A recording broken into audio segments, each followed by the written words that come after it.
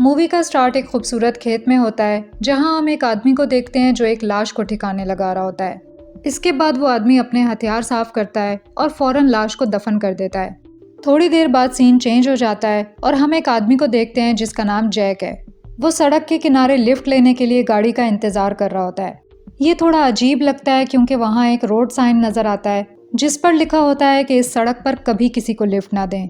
यहाँ ये बिल्कुल पता नहीं चलता कि इस साइन का मतलब क्या है, मगर ये साफ जाहिर है कि जो भी गाड़ी इस रोड पर से गुजरती है वो जैक को लिफ्ट नहीं देती, चाहे वो कोई नया आदमी हो या उस इलाके का रिहायशी। जैक जो बिल्कुल अकेला होता है बस अपने जज्बात को दबाकर हार मान लेता है।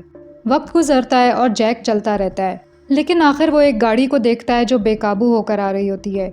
उसमें एक मर्द और औरत आपस में लड़ रहे होते हैं और जैक उनके पास जाकर देखता है। जैक उस औरत को बचाने की कोशिश करता है क्योंकि ऐसा लगता है कि वो आदमी उस औरत को नुकसान पहुंचाने की कोशिश कर रहा है। थोड़ी बहस करने के बाद वो आदमी फौरन उन दोनों को सड़क के बीच छोड़कर चला जाता है।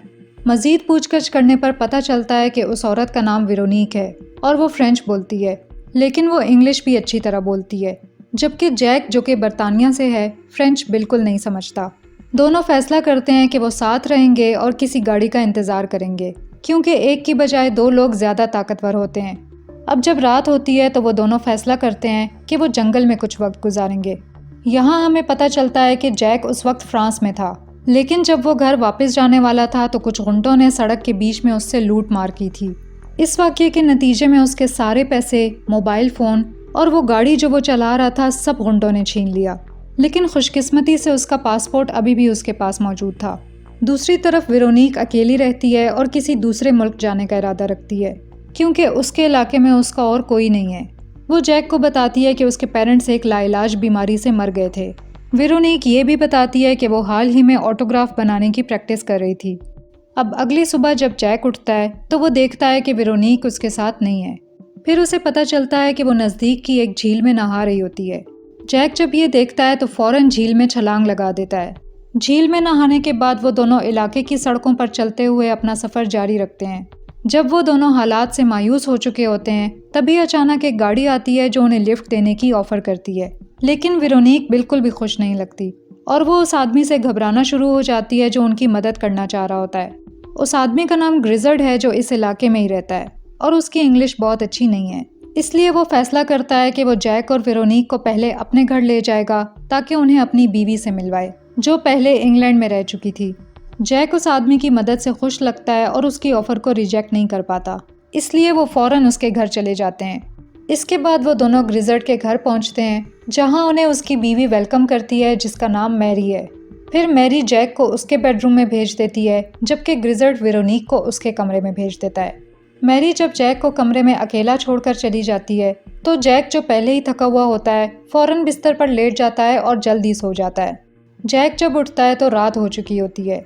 उसकी नज़र एक बॉक्स पर पड़ती है जिस पर ग्रिजर्ड लिखा होता है, जिसके बारे में उसे तजस्सुस होने लगता है। जब वो उस बॉक्स को खोलता है तो उसमें ग्रिजर्ड और मैरी की जवानी की कई पिक्चर्स होती हैं। इसके अलावा बॉक्स में एक लड़के और लड़की की पिक्चर भी मौजूद होती है। ये सब देखकर जैक को यकीन हो जाता है कि ग्रिजर्ड और मैरी इस घर में अकेले नहीं थे, लेकिन इसके बावजूद जैक और वेरोनिक घर में किसी लड़के या लड़की को नहीं देख पाते।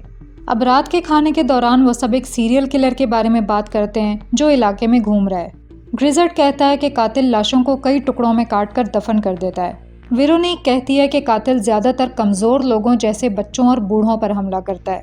ये सुनकर मैरी बहुत घबरा जाती है और डर के मारे फ़ौरन बाहर चली जाती है। ग्रिजर्ड माजरत करता है और मैरी के पीछे जाकर उसे तसल्ली देने की कोशिश करता है।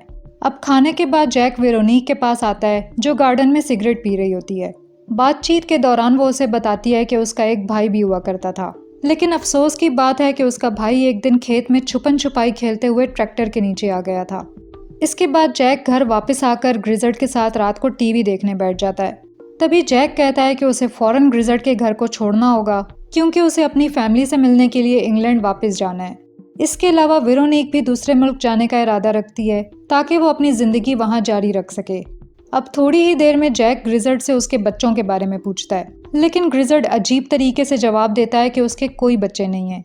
फिर जैक ये सोचने पर मजबूर हो जाता है कि वो पिक्चर जो पहले उसने अपने कमरे में देखी थी वो किस बच्चे की हो सकती है। जैक वाज़ेह तौर पर ग्रिजर्ड के जवाब पर हैरान होता है लेकिन वो ज़्यादा नहीं सोचता और फौरन सो जाता है। अब रात के बीच में हम एक आदमी को गाड़ी चलाते हुए देखते हैं जो एक लाश को ठिकाने लगा रहा होता है।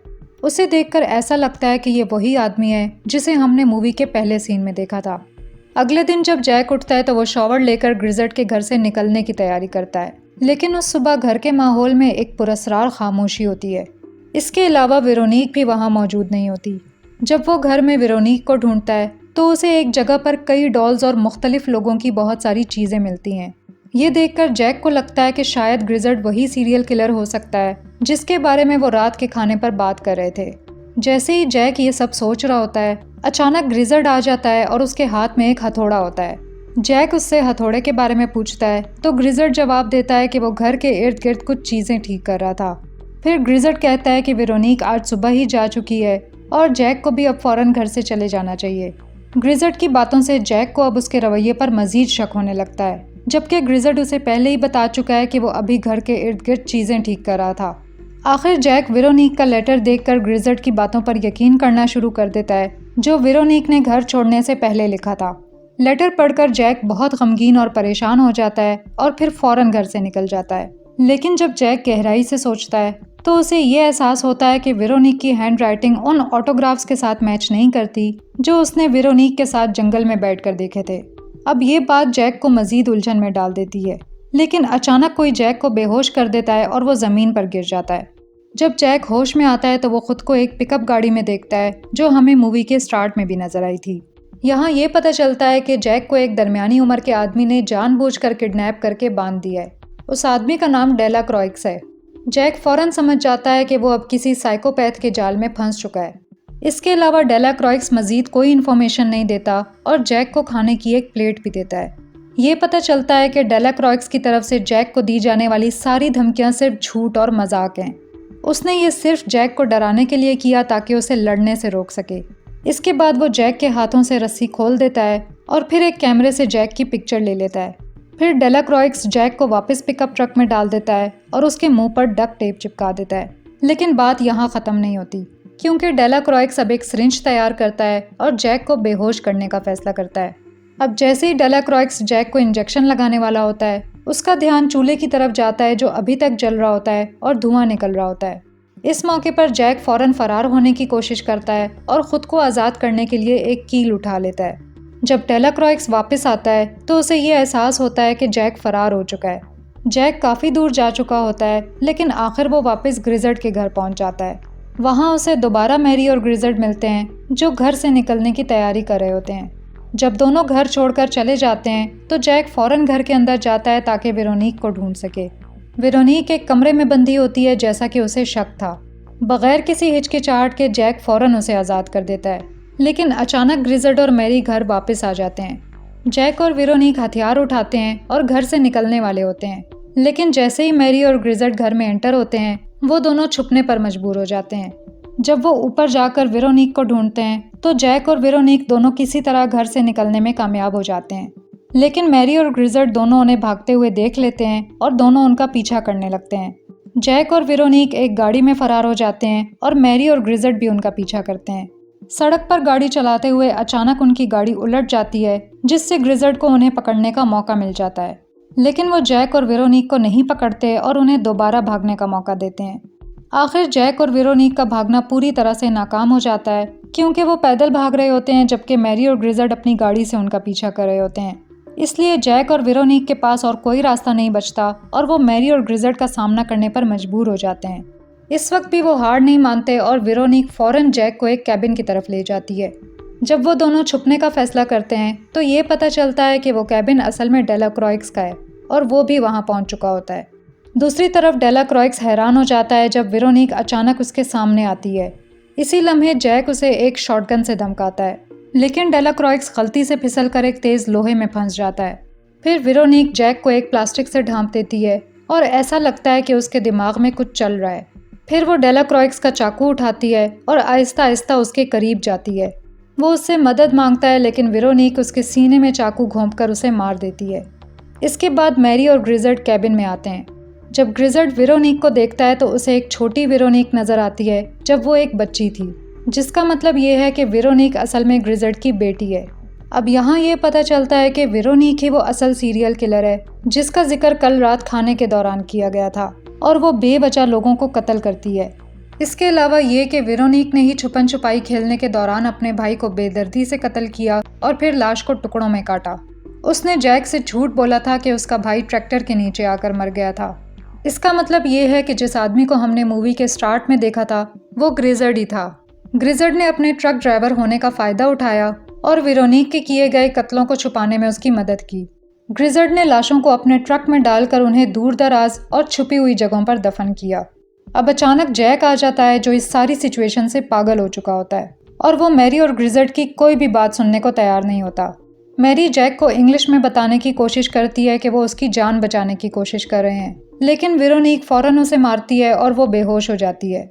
फिर वेरोनिक डक्ट टेप उठाकर ग्रिजर्ड के हाथों और मुंह पर लगा देती है ताकि वो खामोश हो जाए। ग्रिजर्ड इस वक्त कुछ नहीं कर सकता और उसके पास कोई दूसरा रास्ता नहीं बचता।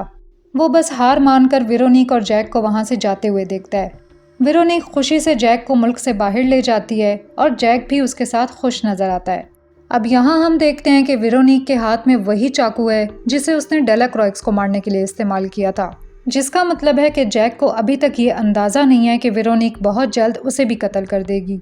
दूसरी तरफ मैरी होश में आती है और ग्रिजर्ड अभी भी डक्ट टेप से बंधा होता है। मैरी खौफ से चीखने लगती है क्योंकि उसे पता है कि उसकी बेटी लोगों को कत्ल करने का काम जारी रखेगी और इसी के साथ मूवी ख़त्म हो जाती है। मूवी आपको कैसी लगी कमेंट करके ज़रूर बताएं। वीडियो पर लाइक करना ना भूलें और ऐसे ही मूवी एक्सप्लेनेशंस देखने के लिए चैनल को सब्सक्राइब करें। Thanks for watching.